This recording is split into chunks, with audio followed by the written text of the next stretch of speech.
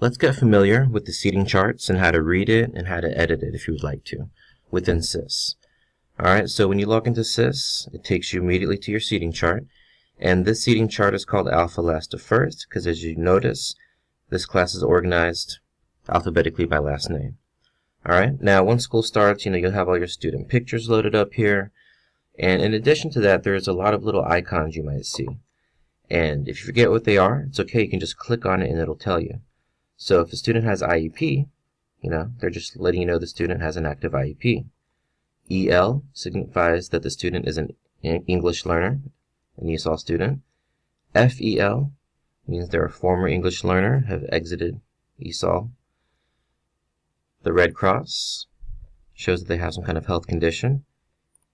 And the HP, they have a health plan. Alright, and those are pretty much the icons you're going to see, depending on what the student has. Alright, now, if you like the seating chart the way it is, last name alphabetically, but let's say you wanted to edit this, you would just click the edit button, and what you could do is you could click some additional information that you would like to display on the screen. So let's say I want to have the student ID number here. I can click that and it just adds that to each student's icon. Anything at all.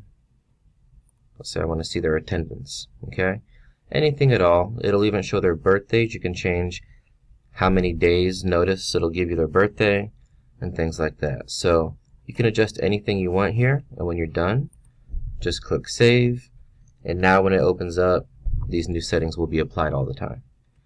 Alright, but let's say you want your seating chart to maybe reflect the way you have the students seated in class, maybe based on their table groups.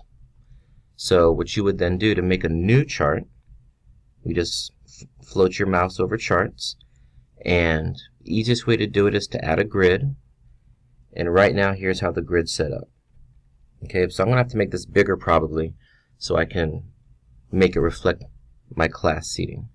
So right now, this is a 6 by 3 grid. So down here it says 6 by 3. So if I want to I'll just make it the biggest I can. I'll make it 10 by 10. So if you look here now, there's a lot more cells.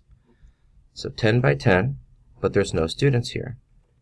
So where it says unassigned students, this is your whole class roster. And you can click fill alpha, fill random. I'm just going to click fill alpha so I can kind of see where the students are.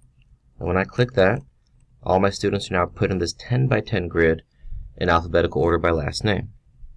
Alright, and once again, you can add or take away things you want to be displayed on each student's icon. And so let's say I have my little table groups and I want it to look like that. So let's say there's a table of 4 students here in the front of the room. Let's say there's a group of 4 students here in the middle of the front. Then there's another group, and let's say these guys are sitting at a table on the back. So you can kind of organize it this way if you would like. When you finish making your new seating chart, we want to give it a name. So I'll just say seat map, whatever you want to call it. And then you click save. Okay, so now we can still, if we want to go back to the old one that we had, I can do that. Okay, that's kind of the default one, alphabetical by last name. But the new one that I created, so you can create various seating charts and just toggle through them for whatever purposes you need. Okay, something else that's good, so this is just a broad overview of things they might have with the icons, but if you really want to get into some more detailed information, click on any student that you want to look at, and if you click student, there's a lot of tabs here. So the demographics tab is just a lot of the student information, phone numbers for contacts, and things like that. Parent guardian just kind of strips that down to just the parent and the guardian information, things that have been, showing different parent access that they have to the student. Emergency contact information.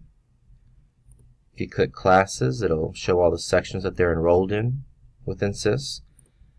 Documents, so if they have a health document or something like that, that'll be here if they have something. Other info, This is primarily good if they had the ESOL icon on the seating chart.